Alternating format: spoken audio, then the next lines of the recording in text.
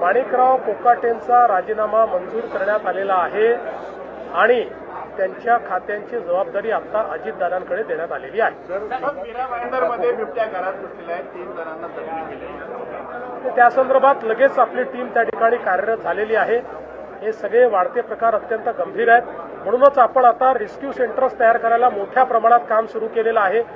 बिबटे देखील आपण पकडतो, पण रेस्क्यू सेंटर तयार करून त्याच्यामध्ये बिबटे सोडणं हे आता महत्त्वाचं आहे। त्याकडे अतिशय वेगानं काम चाललेलं आहे। झालं आता सांगितलं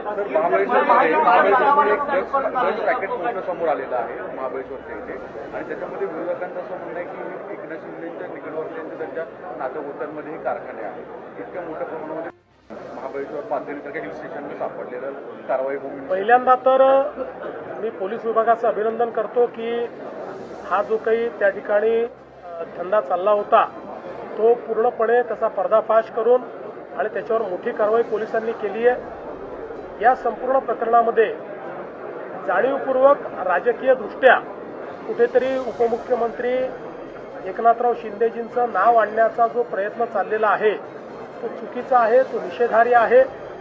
कुठल्याही पद्धतीनं आतापर्यंतचे जे काही एव्हिडन्सेस आहेत त्यात त्यांचा किंवा त्यांच्या परिवाराचा या ठिकाणी कुठलाही संबंध पुराणवेळानेही आलेला नाही।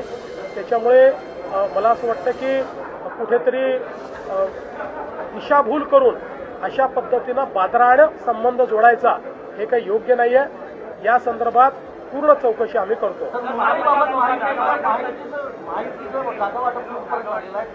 चांगल्या पद्धतीनं चाललेलं आहे। आमचे जे दोन्हीकडचे नेते आहेत हे नेते नीट महायुतीचं जागा वाटप करतायत। मला असं वाटतं या 2 दिवसात ते पूर्ण होऊ शकतं।